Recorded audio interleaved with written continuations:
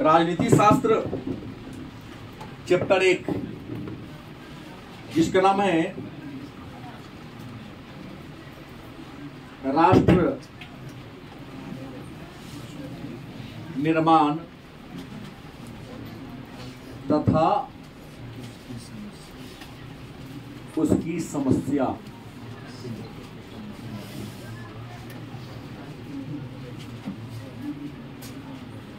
राष्ट्र निर्माण का मतलब देश का निर्माण करना, देश का गठन करना। और आप सबको पता है कि हमारा देश भारत 15 अगस्त, हमने पहले कहा कि 12वीं का जो राजनीति शास्त्र है वो राजनीति शास्त्र नहीं है। वास्तव में 1947 ईस्वी के बाद भारत का इतिहास है। हाँ, मॉडर्न हिस्ट्री का एक हिस्सा है ये। तो हमारा भारत 15 अगस्त 1947 को आजाद हुआ। तो आजादी के समय हमारे भारत में अनेक सारी समस्याएं थी।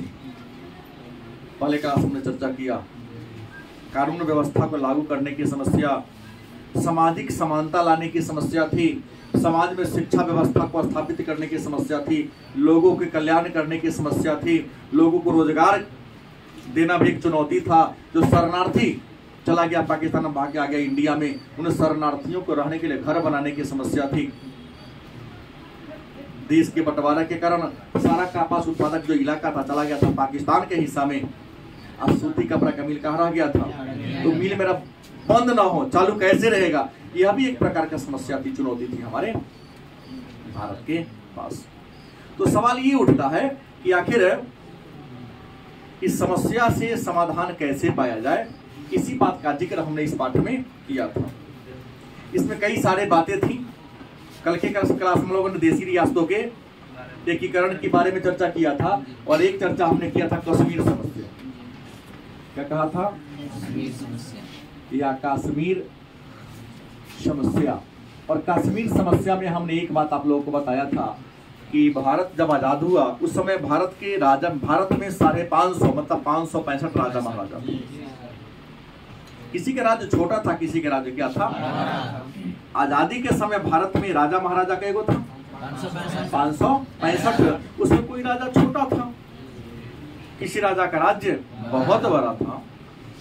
भारत को आजादी जिस अधिनियम के द्वारा मिली, जिस ऑर्डिनेंस के द्वारा मिली, उस अधिनियम को हम भारतीय स्वतंत्रता अधिनियम के नाम से जानते हैं। भारत को किस अधिनियम के द्वारा आजादी मिली? भारतीय स्वतंत्रता अधिनियम 1947। इस अधिनियम पर इंग्लैंड की संसद ने 16 अगस्त को सिग्नेचर किया था, और इस अधिनियम पर इंग्लैंड के सम्राट ने, सम्राट माने क्या होता है? राजा ने सिग्नेचर कब किया था? 18 जुलाई को किया था। गलती की सही? उसके बाद जुलाई होगा ना, उसके बाद ही 15 अगस्त को सत्ता का हस्तांतरण कर दिया। आजाद नहीं, अंग्रेज आजाद नहीं करता है। अंग्रेज कहता है कि मैंने सत्ता का हस्तांतरण किया, मेरे हाथ में सत्ता था, हमने तुम्हें क्या कर दिया? सौंप दिया, दे दिया। सत्ता का हस्तांतरण हुआ था। गलत की सही? आजादी होती तब इस संविधान में नहीं होता, क्योंकि भारत का जो संविधान है इसका 90% बात 1935 के अधिनियम को है। मैं पढ़ाऊंगा पॉलिटिकल साइंस में। इस अधिनियम को नेहरू ने गुलामी का घोषणा पत्र कहा था। तो जब आप ही कहते गुलामी का घोषणा पत्र, तो अपना लिए का है उसको? और इसी बात में लिखा हुआ है ना, 1935 के अधिनियम का अधिकांश बातों को भारत के संविधान में क्या कर दिया गया है? लिखा गया। और पंडित नेहरू ने 1935 के अधिनियम को क्या कहा था? गुलामी का घोषणा पत्र या गुलामी का दस्तावेज। तो एक हाथ से विरोध करते हैं, पता नहीं मुंह कितने थे आपके पास, आज दूसरा मुंह से करता है, इसको पूरा बात को क्या कर दो, लिख दो, फॉलो करो। फिर बातें जो हो, तो 565 राजा महाराजाओं का अधिकार दिया गया था कि जिसको पाकिस्तान के हिस्सा में जाना है पाकिस्तान में जाए, जिसे भारत में रहना है भारत में रहे, और जिसे दोनों में से किसी में नहीं मिलना है ना मिले। पढ़ाया था। कश्मीर के राजा हरि सिंह था, जिसने कहा कि ना हम पाकिस्तान के साथ जाएंगे ना भारत के साथ रहेंगे, बल्कि हम स्वतंत्र रहेंगे। इसी का फायदा पाकिस्तान उठाया, और पाकिस्तान ने 1947 में कश्मीर पर क्या बोल दिया? हमला बोल दिया, और जम्मू कश्मीर का 1/3 इलाका को क्या कर लिया? जीत लिया। राजा हरि सिंह अपने आप को बचाने में सक्षम नहीं हुआ, तो भारत के सामने झुका, लेकिन भारत ने कहा कि हम तुम्हारी मदद तब करेंगे जब तुम हमें मिल जाओगे, जब तक तुम हमें मिलोगे नहीं हम तुम्हारी मदद क्यों करेंगे। तो 26 अक्टूबर 1947 को एक विलय पत्र पर हस्ताक्षर कर दिया, और विलय पत्र पर हस्ताक्षर के द्वारा ही जम्मू कश्मीर भारत में क्या हुआ, मिला। उस समय भारत का संविधान बन रहा था, तो अनुच्छेद 370 के द्वारा जम्मू कश्मीर को विशेष राज्य का दर्जा दिया गया। अलग एक नया अनुच्छेद बना दिया गया 35A, जिसमें कह दिया गया कि जम्मू कश्मीर के बाहर का कोई व्यक्ति न तो जम्मू कश्मीर में जमीन खरीद सकता है, न वहां की लड़की से विवाह कर सकता है, न ही वहां अस्थायी रूप से नागरिक बन के रह सकता है। बात समझ गए। जम्मू कश्मीर का जो हिस्सा पाकिस्तान के कब्जा में है उसको हम POK क्या कहते हैं, हाँ POK, पाक ऑक्युपाइड कश्मीर या स्वतंत्र कश्मीर या आजाद कश्मीर कहते हैं। इसकी राजधानी मुजफ्फराबाद है। इसी POK में जम्मू कश्मीर पाकिस्तान आज आतंकवादी शिविर चलाता है, आतंकवादियों को प्रशिक्षण देता है और इंडिया में बार बार भेजता है। लड़ाई घमासान हुआ था 1947 में, किसके बीच, भारत और पाकिस्तान के बीच। हमारे पंडित नेहरू UNO में गए, UNO United Nation Organization, UNO United Nation Organization, जिसकी स्थापना 24 अक्टूबर 1945 ईस्वी को की गई थी। क्या करने के लिए, तो विश्व में शांति व्यवस्था को स्थापित करने के लिए 24 अक्टूबर 1945 को UNO यूनाइटेड नेशन ऑर्गेनाइजेशन, मतलब संयुक्त राष्ट्र संघ, पढ़ाऊंगा चौथा में सेकेंड वॉल्यूम में पूरे टॉपिक को, वहां गया। उसका हस्तक्षेप के कारण जम्मू कश्मीर में शांति क्या हुई, बहाली हुई।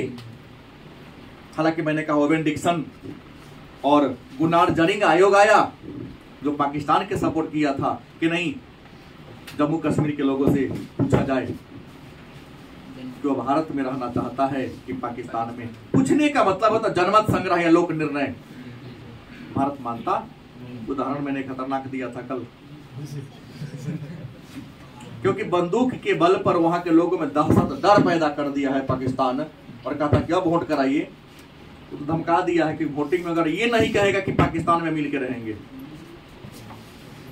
तो कल तोर घर रहेगा कि न रहेगा। इसका सीधा उदाहरण 1989 में वहां के गृह मंत्री ने 5 लाख वहां के हिंदुओं को कटवा दिया था। फिल्म दिखाता है तो लोग विरोध कर देता है, रियलिटी घटना यही थी। अगर नहीं मरवाया तो गया कहां, फिर रहना चाहिए ना वहां पर, कोई है ही नहीं। उनके घर के सामने उनके बहु बेटियों को उठा के ले जाया जा रहा था, किसी को बोलने की औकात नहीं थी। छोटे आदमी छोड़ दो, बड़े बड़े ऑफिसर। फिर जो हो जम्मू कश्मीर भारत का अंग बन गया। सरदार वल्लभ भाई पटेल, जिन्हें भारत का लौह पुरुष, जिन्हें भारत का बिस्मार्क कहा जाता है। भारत के पहले गृह मंत्री भी वही थे और भारत के पहले उप प्रधानमंत्री भी वही थे। रात नाचते गाँव में रही ना, यही देखा है, ईमानदार है। पानी दो, हमारा है पानी, भोगलो आंख में, या पी दो, है दो देखा, दे दो पानी दे दिया, छोड़ो 200 दे दिया।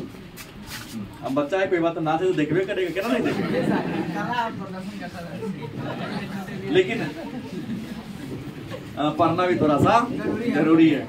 हमने कहा कि यहाँ पर गए, यहाँ की सहायता से शांति स्थापना हो गई। और मान बता दूं मैं आपको, 1953 ईस्वी की कहानी है। कब की कहानी है? 1953 ईस्वी की कहानी है। शेख अब्दुल्ला, कौन? अब्दुल्ला को गिरफ्तार कर लिया गया और शेख अब्दुल्ला, इसी का बाल बच्चा उमर अब्दुल्ला है, नहीं है, बड़ा शैतान है, दुबला पतला तो है, शैतानी के नाम पर खानदान का है ना, खून तो पड़ेगा ही। उनका शेख अब्दुल्ला को गिरफ्तार करके जेल में बंद कर दिया गया। और शेख अब्दुल्ला की गिरफ्तारी के बाद बख्शी गुलाम मोहम्मद, कौन? बख्शी गुलाम मोहम्मद को जम्मू कश्मीर का प्रशासक नियुक्त किया गया। तो जब तक ये शेख अब्दुल्ला थे या पाकिस्तान के सपोर्ट में काम किया करते थे। अपना आका अपना पिता उसी को मानते थे, बेटा वो ओकरे मानता है अपना आका। शेख अब्दुल्ला हो चाहे फारूक अब्दुल्ला हो चाहे उमर अब्दुल्ला, वही वंशज सब है। ये लोग चाहता है कि हम पाकिस्तान के आतंकवादियों के सह में रहकर यहाँ के लोगों में दहशत पैदा करें, वोट और यहाँ के मुख्यमंत्री बने रहे। रियलिटी बात यही है। लेकिन यहाँ जब बख्शी गुलाम मोहम्मद यहाँ के जब सत्ता में आए तो इन्होंने रचनात्मक भूमिका निभाई और कहा कि देखिए बस हमारा सब कुछ अलग है, तो क्यों ना हम जम्मू कश्मीर का एक संविधान बनाते हैं। गलत कि सही? तो इन्होंने जम्मू कश्मीर का संविधान बनाना क्या कर दिया, शुरू कर दिया। और 26 जनवरी 1947 ईस्वी को जम्मू कश्मीर का संविधान लागू हुआ। और जम्मू कश्मीर के संविधान के प्रस्तावना में यह लिख दिया गया कि जम्मू कश्मीर भारत का अभिन्न अंग है। कुछ नहीं सुना, जम्मू कश्मीर भारत का क्या है? अभिन्न अंग है।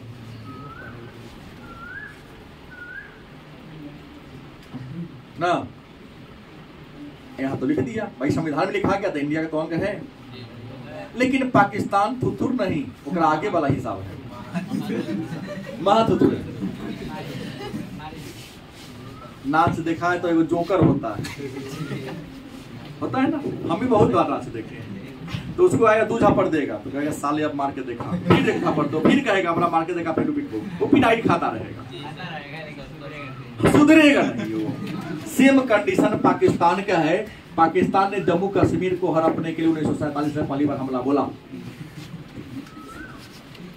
पाकिस्तान के पहले राष्ट्रपति एस चुंदरीगर बने थे। पाकिस्तान में भले ही 1956 में लोकतंत्र की स्थापना हुई, गणतंत्र की स्थापना हुई, संसदीय सरकार का गठन हुआ, आगे पढ़ूंगा। और 1958 में पहली बार पाकिस्तान में सेना का शासन लागू हुआ। पाकिस्तान विश्व का ऐसा देश है जहां लोकतंत्र होकर भी लोकतंत्र से ज्यादा वहां सेना की चलती है। प्रधानमंत्री कितना दिन अपने पद पर रहेगा कि सेना तय करेगा। और वहां का ही इतिहास है कि अगला प्रधानमंत्री पिछले का फांसी दिवा दिया अभी चौराहा पर। और वहां का मैक्सिमम पीएम का इतिहास है, जेल में जेबे करता है। इमरान खान तो लास्ट है, इसलिए आपको याद है, कौन नहीं गया भाई, है ना ऐसी कहानी। तो यहां पर सत्ता का बदलाव होता है। और सब कहानी मैं आपको बता दूं, 1966 में जब यहाँ के प्रधानमंत्री होते हैं, जो सेना के शासन होते हैं, राष्ट्रपति अयूब खान। कौन होते हैं? अयूब खान, जो सेना के अध्यक्ष होते हैं। 1958 ईस्वी में एस चुंदरीगर जो राष्ट्रपति के पद पर होते हैं। पाकिस्तान के पहले प्रधानमंत्री लियाकत अली होते हैं, उनको पदच्युत कर देता है, सत्ता को अपने हाथ पर अयूब खान ले लेता है। और 1965 ईस्वी की कहानी है। कब की कहानी है? 1965 ईस्वी की कहानी है कि अयूब खान भारत पर जम्मू कश्मीर के मामला पर हमला बोल देता है। जम्मू कश्मीर में सेना को क्या कर देता है? घुसा देता है। लेकिन अब पीछे रीजन था कि 65 में काहे घुसा दिया। पॉलिटिकल एक चैप्टर पढ़ने के लिए 10 चैप्टर को निचोड़ लेना पड़ता है। तो भारत के उत्तर में क्षेत्रफल के दृष्टिकोण से एशिया का सबसे बड़ा देश वो है चीन, जो 1962 में इंडिया पर हमला बोल दिया था। नेहरू जी को बड़ा ही दैसी था। चीन जाके हिंद चीन भाई भाई का नारा दे दिए। 1954 में, अप्रैल 1954 में भारत और चीन के बीच एक समझौता हुआ था, नाम था पंचशील समझौता। हालांकि उनके सलाहकारों ने कहा था कि चीन धोखेबाज है, दुनिया में सब पर भरोसा, चीन पर भरोसा नहीं। क्योंकि चीन से चाहे वो मोदी जी ने शी जिनपिंग के साथ किया हो या जो किया हो, आज जब जब इंडिया में आया है दोस्ती का हाथ बना होकर पीछे से लाठी चलाया है। एक सदमा से नेहरू जी हम मरिए गए। अटैक किया, लड़ाई में इंडिया हार गया। 32,000 स्क्वायर फीट आज भी जमीन चीन के कब्जा में इंडिया के, अरुणाचल अक्साई चीन या जो भी हो, 32,000 स्क्वायर फीट कब्जा। चीन ने अटैक किया 62 में, लड़ाई में हम क्या हो गए? हार गए। तो पाकिस्तान को लगा, गांव वाला कहानी हर बेर उठे माहे पैरा हो। पाकिस्तान को ये लगा कि अभी तो हारल है, एक पास हथियार की कमी है, संसाधन की कमी है, सेना की कमी होगी, तो क्यों ना हम भी हमला बोल दे, अब पूरा जम्मू कश्मीर क्या कर ले, हड़प ले। कारण था। 62 में हारे थे, 63 में एक खाद्यान्न संकट आ गया था। अमेरिका ऐसा चुट्टा, कोई दिक्कत नहीं बोलने में कि अनाज गेहूं वहां बहुत ज्यादा हुआ था, अटलांटिक महासागर में फेंक दिया, लेकिन इंडिया को गेहूं नहीं दिया। समझौता कराया, एक समझौता कराया, एग्रीमेंट कराया, तब जाके गेहूं दिया है। और आज हमारा इंडिया का फॉलो करता है, हर हर मोदी घर घर मोदी। तो अब की बार ट्रंप सरकार कहता है, अब की बार मोदी सरकार तो क्या लोगो लेता है, अब की बार लिया था ना, कितना लिया था, हमारा वो फॉलो कर रहा है। और एक समय था कि जब उसे हम मांगने गए कि अन्न नहीं है खाने के लिए, तो देने से इनकार कर दिया था। और जब जब भाजपा की सरकार ने अमेरिका को चुनौती दिया है, अटल बिहारी वाजपेयी ने भी 99 में दिया था कि जब परमाणु परीक्षण 98 में किया था अटल बिहारी वाजपेयी ने दूसरी बार, तो अमेरिका ने आर्थिक प्रतिबंध लगा दिया कि कहियो कर्जा तुमको जरूरत पड़ेगा तो हम ना देंगे। क्योंकि अमेरिका इंडिया तो कर्जा खा के ही जीने वाला लोग है, क्योंकि आबादी ज्यादा है, संसाधन क्या है, कम है। तो अटल जी ने तो कहा था ना कि हमें तुम्हारे हेल्प की कोई जरूरत, हमारे पास इतना है कि 4 साल नहीं होगा ना अनाज तो बैठा के खिला सकते हैं। हमारी औकात है तब ना 2 रुपए किलो गेहूं और 3 रुपए चावल दे रहे हैं। अमेरिका की औकात है अपनी जनता को खिला के दिखा दी। कोरोना के काल में तो BMW से लोग अनाज राहत लेने जाता था, अनाज रहेगा तब ना देगा, ऐसा दिखाया, कोरोना काल में दिखाया था। अयूब खान यही सोचा कि मानसून फेल हो गया, अनाज का उत्पादन नहीं है, खाने के लिए अन्न नहीं है, यहाँ हार गया है, अटैक कर दिया 1965 में कि कश्मीर को हड़प लेंगे। यहाँ के राष्ट्रपति कौन थे, सेनाध्यक्ष अयूब खान, जो पावर अपने हाथ में लिया था। इंडिया के कौन थे, शास्त्री जी, लाल बहादुर। सोचा अयूब खान कि खानदानी तो राजनीतिज्ञ है नहीं, राजनीति के बारे में इसको नॉलेज कुछ है नहीं, क्या ये अच्छा व्यक्ति है, तो बड़ी आसानी से इसको हरा देंगे। लेकिन क्या पता, पढ़ा लिखा लोग था, नायक फिल्म की तरह। कहा ना अमेरिका में कौन है, अमरीश पुरी को कहता है ना, हराता है खलनायक की भूमिका में, तो उसका जब पीए रहता है तो ही बताया होगा, तो ना सब हम कुछ नहीं बताए हैं, पढ़ा लिखा था वो, सब जान गया कहाँ कहाँ घोटाला होता है। ये तो बहुत पढ़े लिखे इंसान। भारत के पीएम की सूची में अगर सबसे ईमानदार कोई होगा तो शास्त्री जी, क्योंकि पीएम हाउस में साइकिल से जाते थे और प्रधानमंत्री के रूप में तब गाड़ी का यूज करते थे। उनका बेटा इमरजेंसी में दवा लाने के लिए गाड़ी का यूज कर लिया था, पीएम वाला गाड़ी का, तो महीना में से कटवा दिया था। इतना घंटा का भाड़ा कितना होगा। और यह तो डीएम साहब की गाड़ी पर डीएम साहब की पत्नी मार्केटिंग करने चलती, दरोगा जी थाना के गाड़ी पर सिर्फ तेल भरवाते हैं, अजीब से उनके सिपाही उनके घरवाली को शहर में मार्केटिंग कराने सब्जी खरीदने ले जाते हैं। ये सब गलत है। थाना का जो तेल है वह पुलिस गश्ती के लिए है, उनके घर वालों के घूमने के लिए नहीं है, चाहे वो डीएम हो या थानेदार हो। लेकिन कौन बोलेगा भाई, उनका देह में दम थोड़ी नहीं है। तो सरकार ने जो वर्दी दिया है उस पर अशोक स्तंभ, उसके दम पर ही लोग कुछ नहीं डराता है समाज को।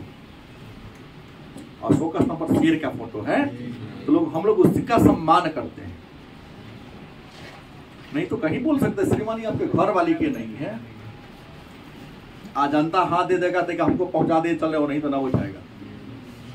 जबकि पुलिस का मतलब होता है पु से पुरुषार्थ, ली से लिप्सा रहित, स से सहयोगी, तो गयो के सहयोग करता है।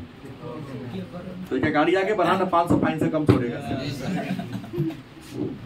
शास्त्री जी हड़बड़ाए नहीं, पढ़े लिखे इंसान थे, धैर्य गंभीरता थी इनके पास। नारा दिया था जय जवान जय किसान, जय जवान जय किसान, बड़ा बुद्धि से काम लिया। जय जवान, इंडिया के सेना को जवान कहते हैं और भारत के भगवान को किसान कहते हैं, क्योंकि अनाज की भी कमी थी, सेना का ही मनोबल टूटा हुआ था हारने के बाद। यही दो को तो नारा दिया और लोगों से कहा कि जेकरा जे औकात है दान दो, मैं भीख मांगने के लिए हाथ फैलाता हूँ। पीएम अगर हाथ फैला दे भीख मांगने के लिए तो भारत का लोग तो भावनाओं में बह जाता है। कितना टन सोना इकट्ठा हो गया था, कोनो नाक में के कोनो कान में के, लोग दे दिया था सीधा। इसी नारा से हमारा भारत का जो जवान था कहां पहुंच गया, लाहौर पहुंच गया। पाकिस्तान की पहली राजधानी लाहौर के संसद भवन में जाके तिरंगा गाड़ दिया कि हमारे हो गए।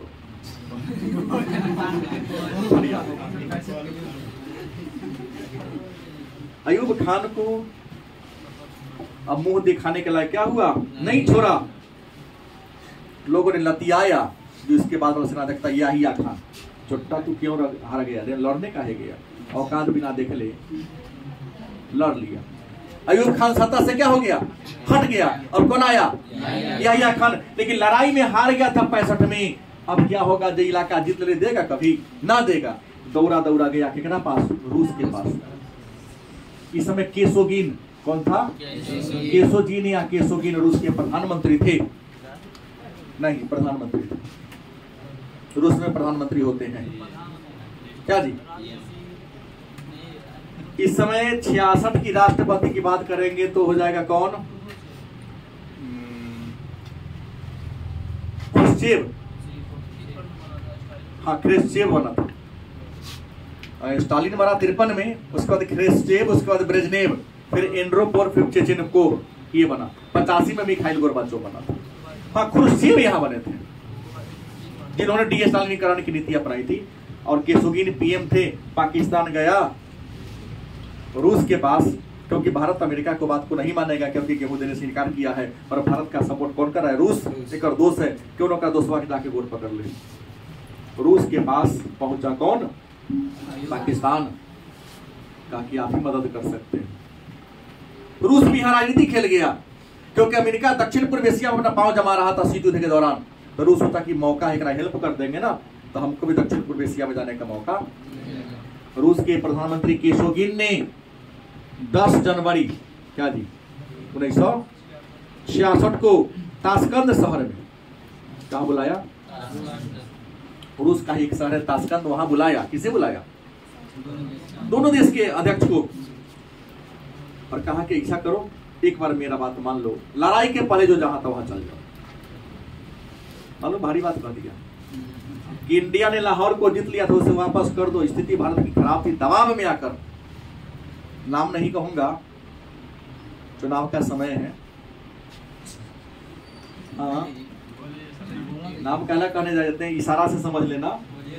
अब सुनो ना आगे, ताशकंद पर समझौता पर दबाव में आकर सिग्नेचर तो कर दिए, लेकिन 11 तारीख के समझौते का होटल में आए थे ताशकंद में, 11 जनवरी 1966 को होटल में ही, ताशकंद के होटल में ही लाल बहादुर शास्त्री का हृदयाघात होता है। हृदयाघात से मर जाते हैं, अचानक हार्ट अटैक थोड़ी ना आते। और आज तक भारत के इतिहास की घटना है कि प्रधानमंत्री का कुत्ता मर जाता है, नो सीबीआई जांच होता है, रिपोर्ट पेश होता है। और लाल बहादुर शास्त्री जो मर गए, तो जांच तो हुआ, रिपोर्ट आज तक कहां गया पता नहीं चला, क्योंकि यह गरीब थे। आइन के बाद पीएम बने थे श्रीमती इंदिरा गांधी। आरोप लगाते हैं कुछ लोग, मैं किसी का नाम नहीं ले रहा हूँ, हार्ट अटैक होने जहर देकर मरवा दिया गया, क्योंकि इतना अच्छा काम कर लिया कि अगला बार जब पीएम का चुनाव होगा तो पुनः शास्त्रीय पीएम बनेगा। गलत किसे, शास्त्री ही पीएम बनेगा। खैर मुद्दे पर आइए।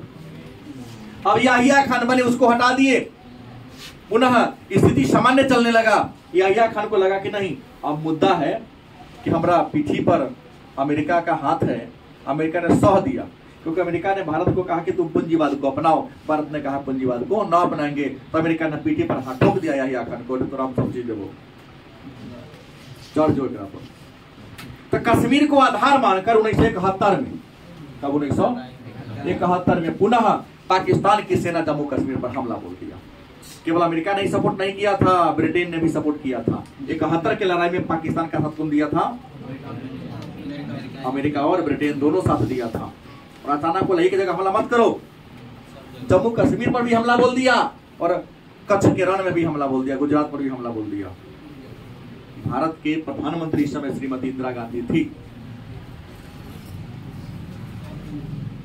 भारत को लगा कि नहीं, हमको किसी से दोस्ती करना पड़ेगा। भारत 1971 ईस्वी में रूस के साथ शांति और मित्रता की दोस्ती कर लिया।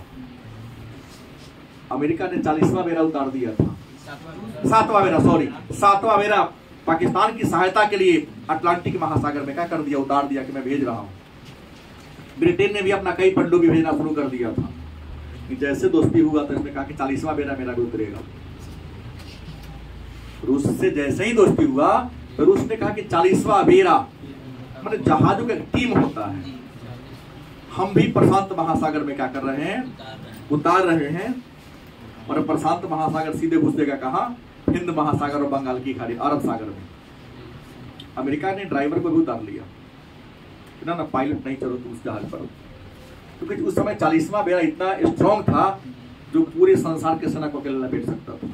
आज भी रूस के पास जो हथियार है उसका काट अमेरिका के पास। तब तो व्लादिमीर पुतिन ने स्पष्ट कहा इसके यूक्रेन युद्ध में कि पीछे से क्या बोलता है जी, हिम्मत है तो आ गया। यूक्रेन युद्ध के समय अभी चल ही रहा था ना, अभी तो विवाद शांत हुआ नहीं है। अमेरिका सब यूक्रेन को साथ दे रहा है, लेकिन अभी रूस ने सीधा कह दिया हिम्मत है तो सामने आ जाओ, पीठ पर बंदूक रखे काहे चला रहे हो। बोलता है नहीं बोलता है, उसकी मारक क्षमता के काट रूस के पास भी अमेरिका के पास नहीं है।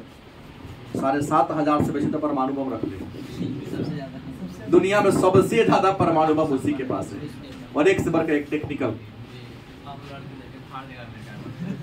नहीं बोलता है। तो यहां भी लड़ाई हुआ, इस लड़ाई में ही 71 में क्या हो गया, हार गया पाकिस्तान। तो हार गया तो इंदिरा गांधी तो जाने चंडी का अवतार, अटल बिहारी वाजपेयी से विवाह होने वाला था, इंदिरा गांधी कहना से ब्याह न करो। रियल नेहरू जी कहे थे कि अटल से ब्याह करो, हाँ इंदिरा गांधी को पूरा फिट कर दिए थे, इससे अच्छा कोई इंसान नहीं होगा।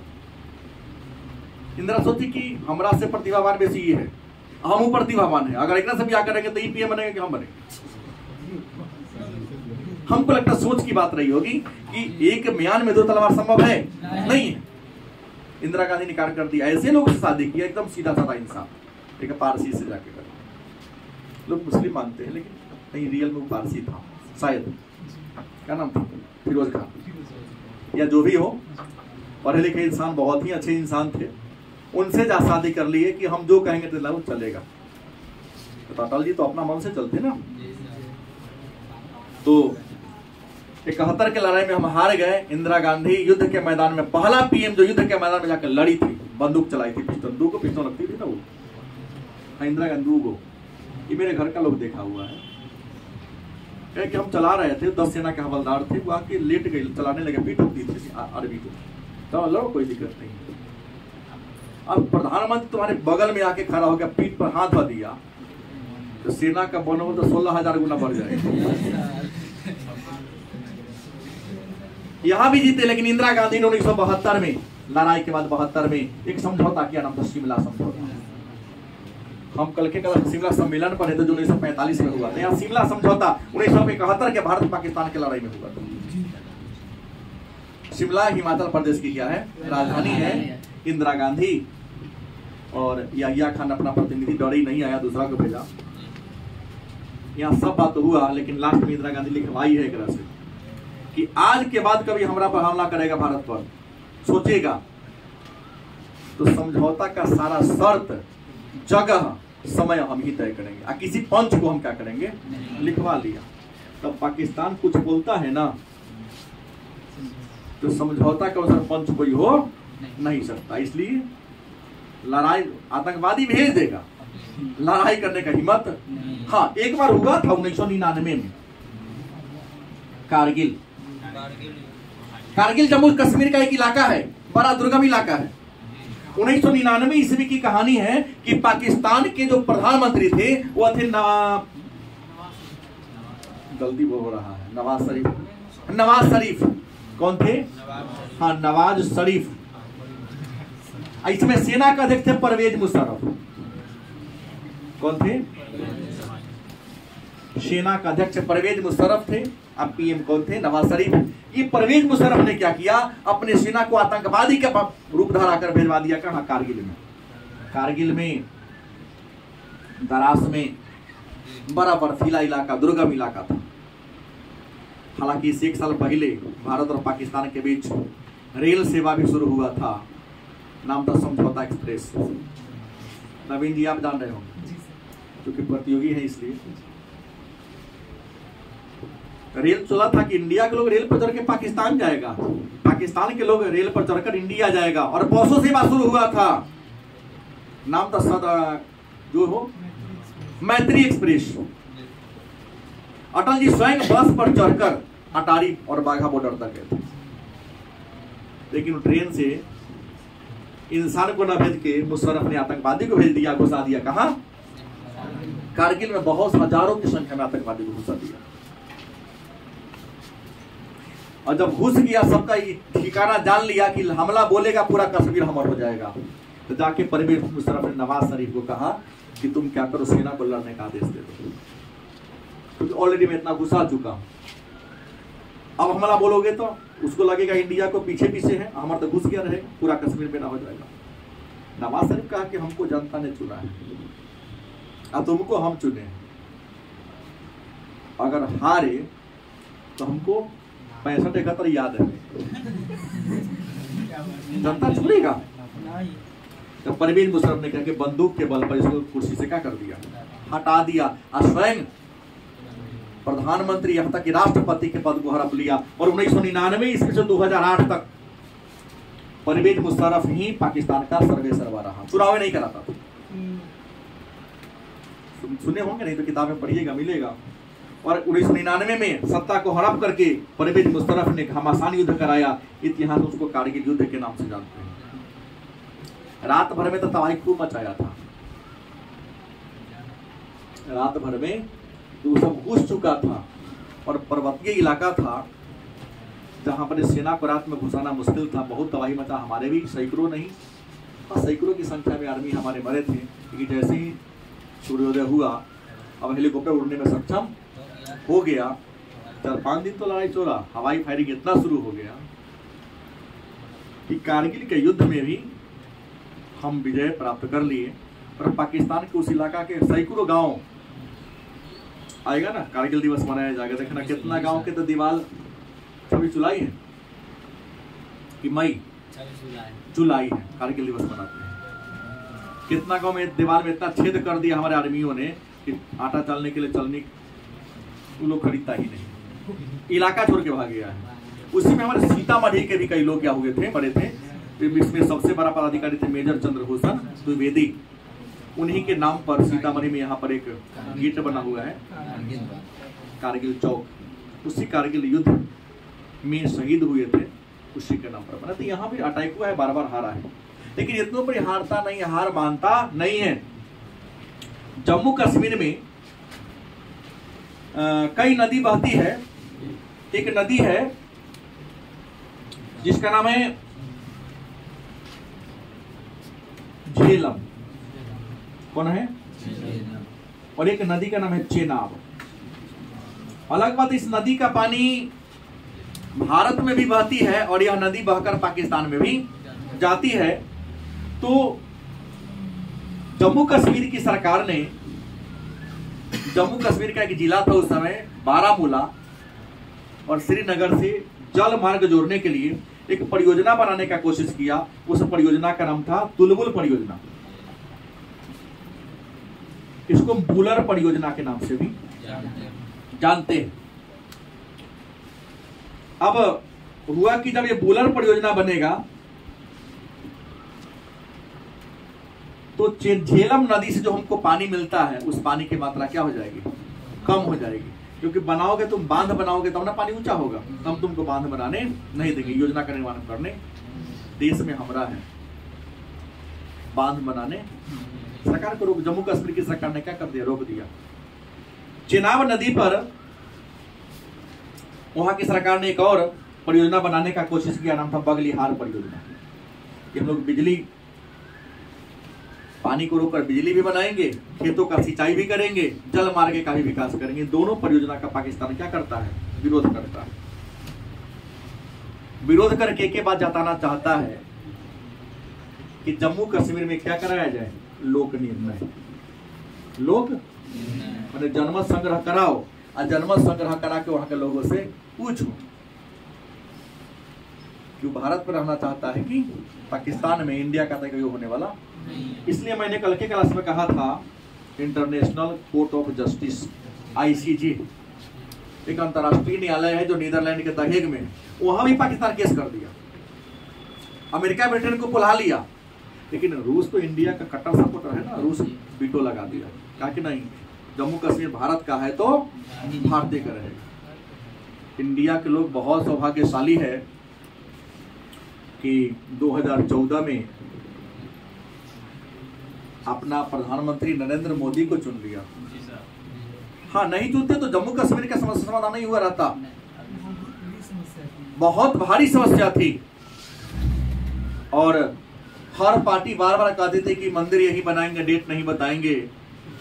नरेंद्र मोदी ने अपने दूसरे कार्यकाल में यो कर दिया और तीसरे कार्यकाल में ये भी होगा, आर्टिकल 44 और पीओके की समस्या का समाधान हो जाएगा, गारंटी है इसकी। अगली वही बारी है, एक बार में 14 में बने तो बन गया कौन, खत्म हो गया कश्मीर समस्या खत्म। क्योंकि इन्होंने क्या किया था, 5 अगस्त क्या जी 2019 की कहानी है।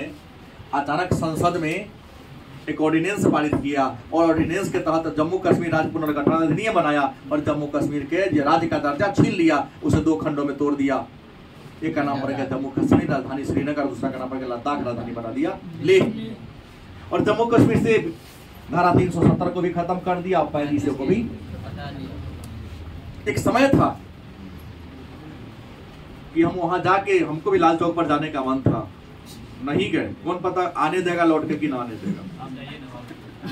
तिरंगा झंडा नहीं फहराने दिया जाता था। आज विश्व की सबसे ऊंची झंडा तिरंगा वहां लाल चौक पर फहरा लेता हमारे आर्मी को पीटा जाता था, ढेला से मारा जाता था, लाठी से मारा जाता था। लोग अपने घर से कचरा को आर्मी के देह पर फेंक दिया करता था।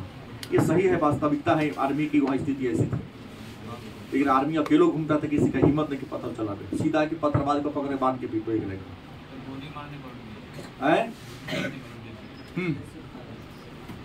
क्योंकि वहां के जो लोकल नेता लोग हैं पाकिस्तान के आतंकवादी से पैसा लेते हैं और विद्यार्थियों को पैसा देते, एक ढेला मारते तो 500 देते। किसी तरह से आर्मी परेशान होकर जम्मू कश्मीर क्या कर दे, छोड़ दे और हम लोगों का दबदबा यहाँ कायम है। लेकिन यहाँ पर तो हटा दिया। 3000 का कट्ठा बिकने वाला जमीन अब 30 लाख के कट्ठा बिका रहा है।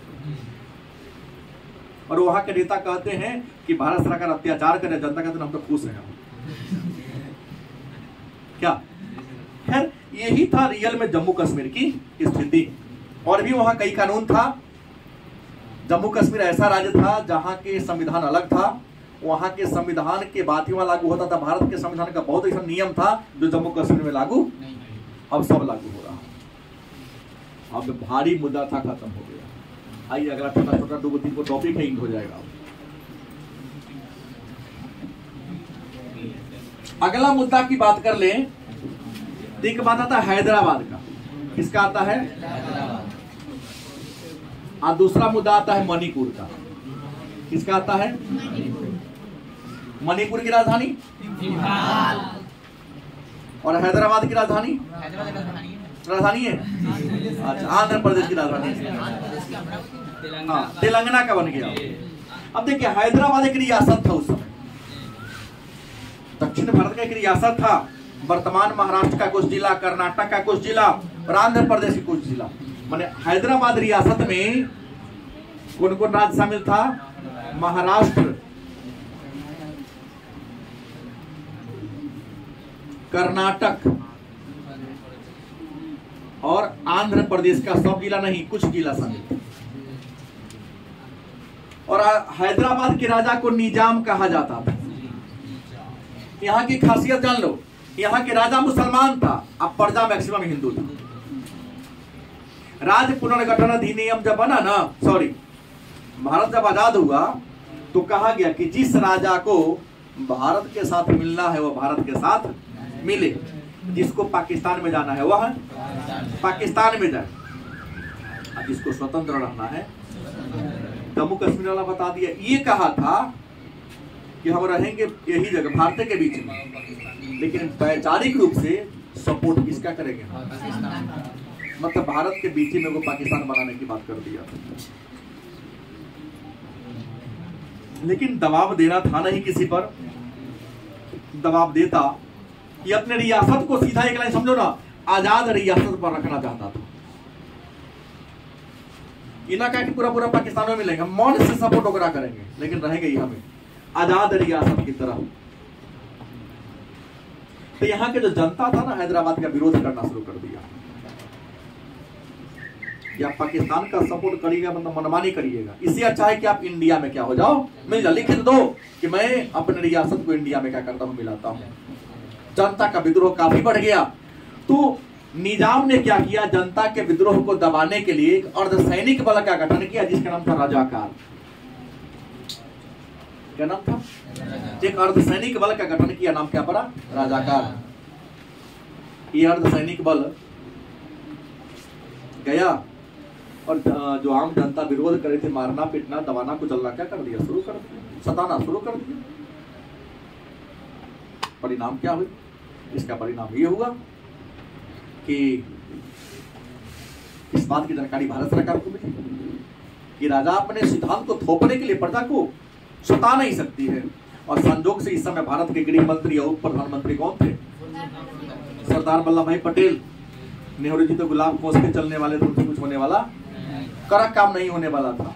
हम बैठ के नीमन नीमन बातों कर सकते थे, झगड़ा को सुलझा सकते थे। हाँ, लड़ने वाले में से वो यही सब सोच कर उनको पीएम बनाया गया था कि पीएम जो गार्जियन होते वो खराब ना हो, नरम विचारधारा के लोग हो, बड़ी अच्छे विचारधारा के लोग थे। सरदार वल्लभ भाई पटेल अपन सेना उड़ा ले पहुंच गए वहीं। अचानक संजोग से हैदराबाद का जो संसद था उसका मीटिंग चल रहा था, अचानक घुस गए उसके संसद भवन में, राज्यसभा में घुस गए। सारे सभा के प्रतिनिधि मंत्री परिषद मीटिंग में बैठ रहा था। सरदार पटेल ने सादा कागज लेके कहे भाई सिग्नेचर कर दे पर कि हम हैदराबाद के निजाम अपने सारे मंत्रियों के सहमति से अपने रियासत को भारत में क्या करते हैं, मिलाते हैं, क्योंकि तुमसे संभल नहीं रहा है। जनता विद्रोह करे तो दबा रहा है। निजाम कहा कि क्या हो जाएगा, हम राजा, हम क्या सिग्नेचर कर दे। सोच लो, 3 को मौका देंगे, चौथा ना देंगे। सिग्नेचर नहीं करेगा ना तुम रहेगा, तो भवन रहेगा। अब भरोसा ने जाके देख लो बाहर क्या है, बाहर पूरा सेना तो बिहार लेता। राजनीति कहती है, देखो राजा को कई बार राष्ट्र निर्माण के लिए कठोर कदम उठाना पड़ता है। अगर 1 करोड़ लोग को बचाने के 2-4 लोग का लाख को मर्डर कर देना हो तो कोई दिक्कत नहीं, मर्डर कर देना चाहिए। तो सीधा नियम का राजनीति कहती है कि हैदराबाद के सारे मंत्री परिषद को हत्या कर देने से भारत में अगर शांति हो जाती तो पटेल से हत्या करने के लिए गए थे कि सबको बंद कर देंगे, सेकेंड चौरा चोरी ना होकर ये घटना घटा देते, सबको मार देते, बंद करके उड़ा देते। वो डरे देखा रे, सही बात है। तो पटेल के डरे तो नेहरू बोलबे नहीं करते, इनका काट भारत में कोई नहीं है। धाए धाए सिग्नेचर कर दिया। तो कहा था पुलिस कार्रवाई के द्वारा, लात खा के मिला, पुलिस कार्रवाई के द्वारा हैदराबाद इंडिया में क्या हो गया, मिल गया। एक और है, मैं बाद में मणिपुर पढ़ाऊंगा, जूनागढ़ जो गुजरात में पड़ता है। कहाँ पड़ता है? एक और ये कहानी था, कहा कि रहेंगे इंडिया के सीमान में और सपोर्ट केकरा करेंगे। लेकिन हैदराबाद की कहानी फोन से पता चल गया था कि सरदार पटेल आर्मी लेके घूम रहा है। अब हैदराबाद के बाद कहाँ पहुंचने वाले हैं? जूनागढ़ के लिए इनका फ्लाइट रनवे से उड़ चुका है। नहीं, जूनागढ़ के जो शासक थे वो मुसलमान थे, प्रजा मैक्सिमम हिंदू था, बड़ा होशियार था, लेकिन पहले ही कागज पर अपने सिग्नेचर कर दिया था, लिख के मंत्री परिषद सिग्नेचर करवा दिया था। कि लात के खाएगा भाई। तो इसे कहेगा जनमत संग्रह के द्वारा, जनमत डरे मिल गया। बात आया मणिपुर। मणिपुर भारत का एक पूर्वोत्तर राज्य है। मणिपुर क्या है? पूर्वोत्तर राज्य है। और यहाँ के जो राजा थे उसका नाम था बोधचंद्र सिंह। राजा का नाम क्या था? बोधचंद्र सिंह यहाँ का क्या था? राजा था। यह भारत का पहला रियासत था, पहला राजा था, पहला राज्य था जिसने आजादी के पहले ही यह घोषणा कर दिया था कि जब देश आजाद होगा ना तो हमारा राज्य भारत में मिल जाएगा। पहला रियासत जिन्होंने घोषणा किया कि हम अपने राज्य को भारत में क्या कर देंगे, मिला देंगे, विलय कर देंगे। हाँ, इसके लिए ऑर्डिनेंस पारित किया था। ऑर्डिनेंस का नाम था इंस्ट्रूमेंट ऑफ टैक्सेशन, यही ना है जी? Instrument of taxation, instrument of taxation नामक एक ऑर्डिनेंस पारित किया था। और इंस्ट्रूमेंट ऑफ टैक्सेशन एक्ट के तहत राजा बोधचंद्र सिंह ने कह दिया आजादी से पहले कि मैं अपने रियासत को आजादी के बाद भारत में मिला दूंगा। और इस अधिनियम के तहत जून 1948 की कहानी है, कब की? चुनाव करा दिया। मणिपुर भारत का पहला राज्य है जिन्होंने पहली बार वयस्क मताधिकार का यूज किया था। सार्वभौम वयस्क मताधिकार का यूज करने वाला भारत का पहला राज्य, पहला रियासत मणिपुर। और बता दो कि मणिपुर में संवैधानिक राजतंत्र की स्थापना होगी। कौन राजतंत्र? राजतंत्र होगा, लेकिन राजा संविधान में जो लिखा है वही तरीके से शासन चलाएगा। वयस्क मताधिकार का प्रयोग कर दिया। लेकिन जब वहां विधानसभा बन गया तो जनता में मतभेद पैदा हो गया कि आप ही राजा काहे रहिएगा। जब संविधान बन गया तो जनता को अधिकार मिलना चाहिए कि वो राजा को क्या करे, चुने। गलत की सही? और वहां भी लोकतंत्र की क्या हो गई, स्थापना हो गई। संवैधानिक राजतंत्र को क्या कर दिया जाता है, खत्म हो जाता है। और भारत में क्या हो जाता है, यह विलय हो जाता है। अब राज्यों का पुनर्गठन तो आप लोग पढ़ लिए, अगला टॉपिक है राज्यों का। पढ़ाया हो कि ना पढ़ाया? 11 में यहाँ भी चर्चा कर दो। 2 मिनट लगेगा, ज्यादा तो समय लगेगा नहीं।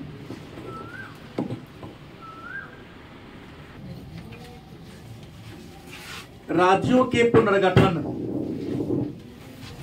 हमने कहा कि आजादी के समय भारत में 565 देशी रियासतें थी।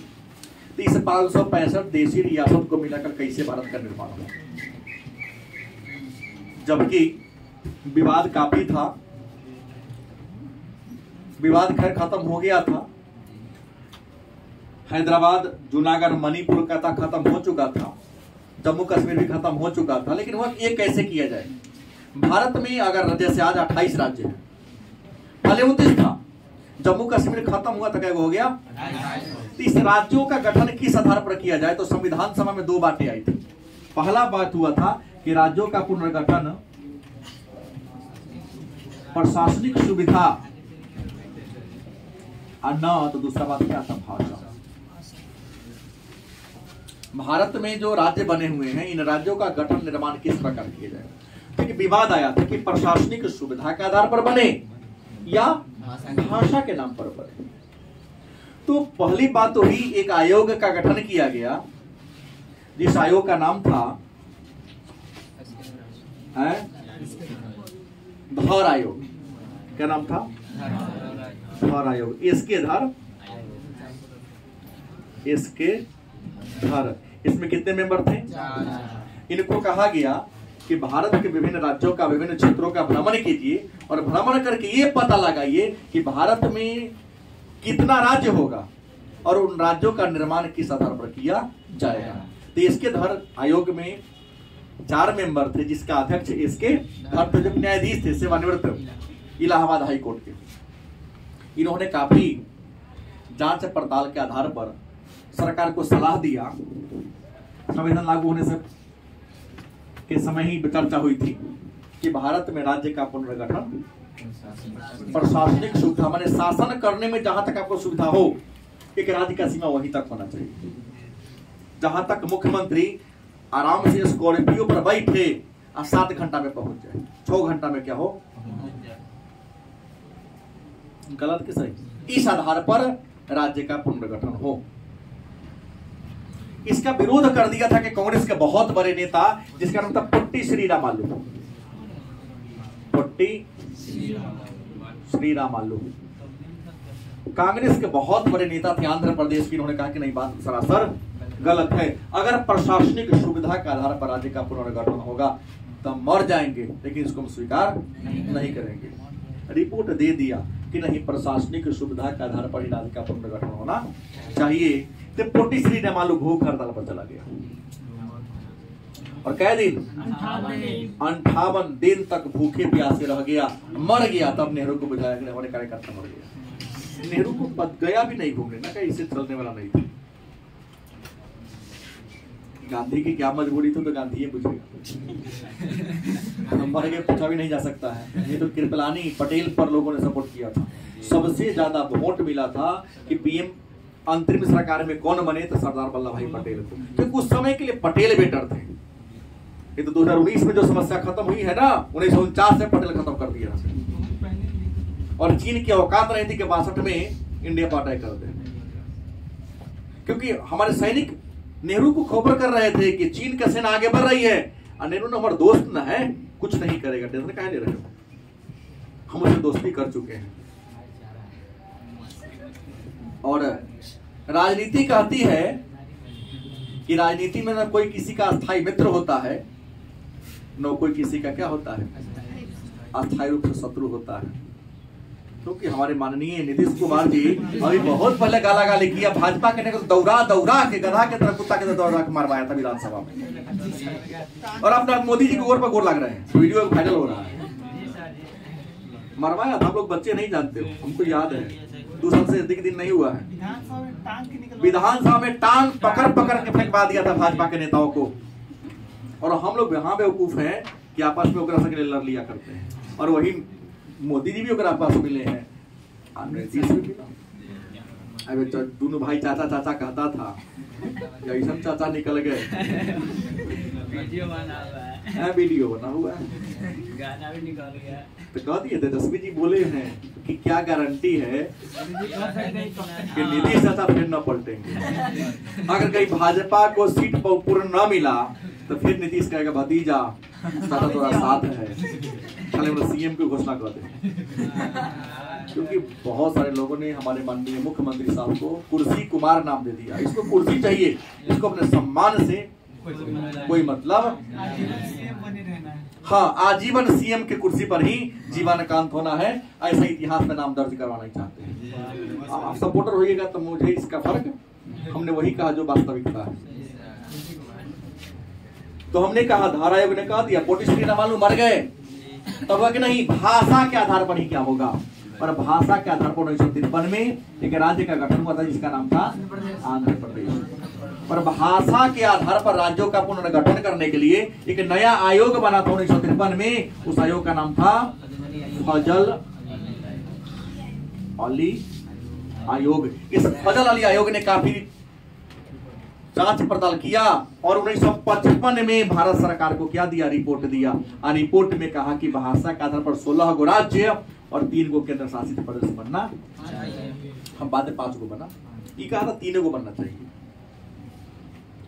भाषा के नाम पर, नहीं भाषा के आधार पर। तो इसकी रिपोर्ट को भारत सरकार ने स्वीकार कर लिया, लेकिन कुछ चेंजिंग कर दिया। राज्य बना दिया कै गो, 14 गो केंद्र शासित बना दिया, 5 या बाद में आगे 6 बन दिया, राज्य का गठन हो गया। और आज भाषा के आधार पर इंडिया में कई राज्य बने हुए हैं, 27 गो। और एक राज्य है जिसका गठन प्रशासनिक सुविधा पर हुआ है नागालैंड। तो भारत में भाषा के आधार पर बनने वाला पहला राज्य आंध्र प्रदेश कब बना, 1953। और भारत में कितने राज्य हैं, 28। इसमें 27 राज्य का गठन किस आधार पर हुआ है, भाषा के आधार पर। एक राज्य है जिसका नाम है नागालैंड। क्या नाम है, 1963 में बना था क्या जी, किस आधार पर, प्रशासनिक। ये है भारत में राज्यों का पुनर्गठन। और आज भी भारत के कई ऐसे राज्य हैं जहां एक नया राज्य की मांग हो रही है। जैसे हम बिहार की बात कर लें तो बिहार में मिथिलांचल की मांग चल रही है, भोजसर। असम की बात कर ले कि असम में भी गोरखालैंड, सॉरी बोडोलैंड, नया नया राज्य का डिमांड हो रहा है। वेस्ट बंगाल, पश्चिम बंगाल की बात कर लें तो यहां गोरखालैंड होगा, गोरखालैंड की मांग चल रही है। अगर हम महाराष्ट्र की बात कर लें तो महाराष्ट्र में विदर्भ की मांग चल रही है, हिंदी भाषी लोग। गुजरात की बात कर ले तो गुजरात में भी एक नया राज्य की मांग चल रही है, सौराष्ट्र। गलत की सही, क्योंकि बाकी समस्या तो समाधान हो चुका है। आंध्र प्रदेश से हैदराबाद तो तेलंगाना तो निकल चुका है, बिहार से झारखंड तो निकल चुका है, मध्य प्रदेश से छत्तीसगढ़ निकल चुका है, यूपी से उत्तराखंड निकल चुका है, लेकिन आज भी देश में इतना राज्य का डिमांड। बिहार से मिथिला भाषा बोलने वाले कहते हमको मिथिलांचल राज्य दे दो, भोजपुरी भाषा बोलने वाले कहते हैं कि हमको भोजसर राज्य बना दो, असम में जो आदिवासी बहुल सब कहते हमको बोडोलैंड राज्य दे दो, पश्चिम बंगाल में जो नेपाली भाषा बोलने वाले रहते हैं वो कहते हमको गोरखालैंड राज्य बना दो, महाराष्ट्र में हिंदी भाषा बोलने वाले के साथ बहुत अन्याय होता है तो हमको कहता है विदर्भ राज्य बना दो, गुजरात में हिंदी भाषी लोग सौराष्ट्र का डिमांड कर रहा है। तो ये चैप्टर 1 में समस्या राष्ट्र निर्माण और उसकी समस्या थी जो हम लोगों ने क्या किया, पढ़ा। और भाषा नीति कोई बड़ी बात नहीं है, जो चर्चा पहले हो चुकी है, और पुनः पॉलिटिकल साइंस के 15 पाठ में उसको हम हिस्ट्री के 15 पाठ में देखेंगे।